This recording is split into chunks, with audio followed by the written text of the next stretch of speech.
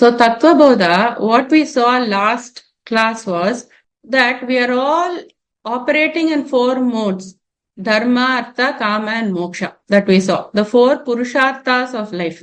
What we can conclude is that everybody is just wanting one thing in life.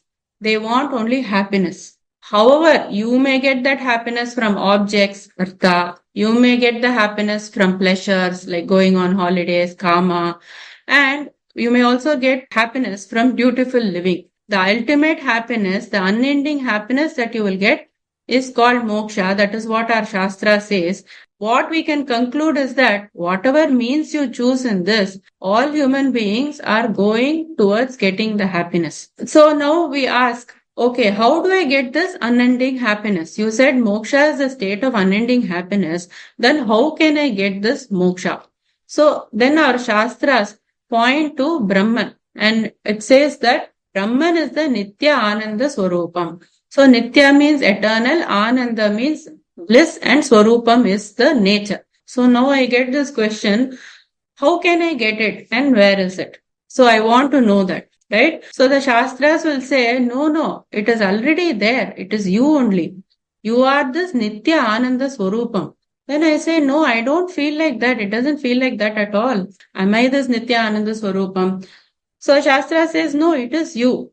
Like a person who's putting the specs like this on top of the head and searching for it everywhere in the house. Unless somebody points out that no, the specs is right on top of your head. Like that, you are searching the whole world for happiness instead of realizing that it is you. So now, I want to know, how can I find it is me?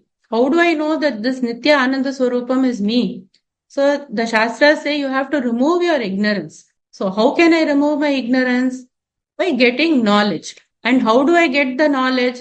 By preparation. That is what is going to be talked about in Bhagavad Gita.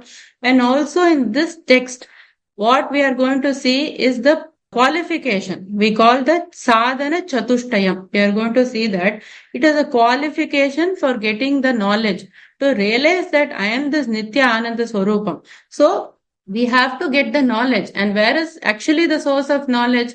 It is the Jnana Kanda, Upanishad, Vedanta that talk about this. In Karma Kanda part, they talked about how you can rightfully get the Artha and Kama. But we have to go beyond the Karma Kanda part and go to the Jnana Kanda part, where knowledge about the ultimate goal of life is given. So to study that, we have to study such texts. And Bhagavad Gita we saw is Upanishad Sara. So all that has been given in the Bhagavad Gita. And to read the Upanishads and things like that, we need texts like this. So that is why this text is so important. So we did the invocation shloka. We will do it every time we do the Tattva Bodha. Vasudevendra Yogindram Natva Jnana Pradam Gurum Mumukshunam Hitarthaya Tattva Bodho-bhidhiyate. So in this, the meaning was Krishna, who is Vasu, the one in whom everything dwells, Deva, illuminating, and the Lord, the Master, and he is also the Master of the Yogis. To the teacher, the giver of wisdom, having paid obeisance for the benefit of those seeking liberation, this text Tattva Bodha, the knowledge of truth, is being imparted or taught. So that was the meaning of this. Now we will go into the first verse. So the first verse is Sādhanacatuștayam-TATTVABODHA-SESSION mokṣasādhanabhūtam Tattvaviveka prakāram vakşyāmaḥ. I will repeat it again. Sādhanacatuștayam-TATTVABODHA-SESSION mokṣasādhanabhūtam Tattvaviveka prakāram vakşyāmaḥ. So here we are going to see the meanings of it. In this verse, the first verse, what is being talked about is something known as the Anubandha Chatuštayam. So it is basically like a preface that every author will write. So what is this? Even though this sounds like a complicated word, it is just broken down into a few things. So basically the book has to talk about the subject matter. About what is it? Like when you go to a bookshop, you want to know that this book is about maths.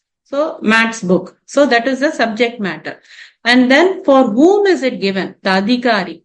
So it is for a 7th standard student. This is a maths textbook for a 7th standard student. So for whom is it intended? Who is the receiver of this book? Who will benefit? That adhikari, capable of reading this book, rather. And then the third point that has to be talked about is the phalam. So what is the phalam? Okay, after reading this textbook, you will pass the exam, like that. So that is the phalam. So the phalam has to be talked about. And there is a little bit more sambandham that we don't need to know now. But sambandham, it gives the relationship between the subject. How does for the subject this text give the fruit? Like that, a relationship has to be told. So this shloka, it deals with these three things only: the subject matter, the adhikari, and the phala. So the shloka is broken down as that. In the first phrase, Sādhanacatuștayam-TATTVABODHA-SESSION, that is talking about the adhikari. Who is the adhikari? Who is qualified to receive this teaching? Or who is qualified to read this book? So they say Sādhanacatuștaya. Sadhana means practice or a virtue. Catuștaya means 4. Sampannādhikāriņām. Sampanna means a wealth. And adhikari means qualified. Who is the qualified person? So what does this translate to? Those who have the qualification of the wealth of 4 practices. So 4 practices they are going to talk about. Later we are going to see in detail. So whoever has this virtue or this wealth of these 4 practices, they are qualified to read this text. And phalam, mokṣasādhanabhūtam, moksha. So this is for moksha, liberation. Sadhana means it is a practice, and bhutam means to. So this phalam, what will be the result? This is intended for people seeking liberation. So the result of it will be liberation.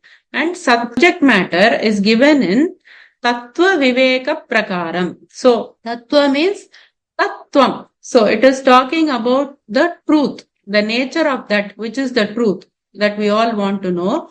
Tattvaviveka. Viveka means analysis. Prakāram means method. So what is being taught here? Method of analysis of truth. So they will give you an analytical way to derive the truth. And vakşyāmaḥ, I am telling you this. So it is talking about we shall explain to those who are endowed with the 4-fold qualifications, the mode of discrimination analysis, which is a means of liberation. So this is what is being talked about in this shloka. And we are going to go into very detail about Sādhanacatuștayam. So each thing, it will be broken down and it will be given in a question answer format. And we are going to see it one by one in every class. So that ends this one.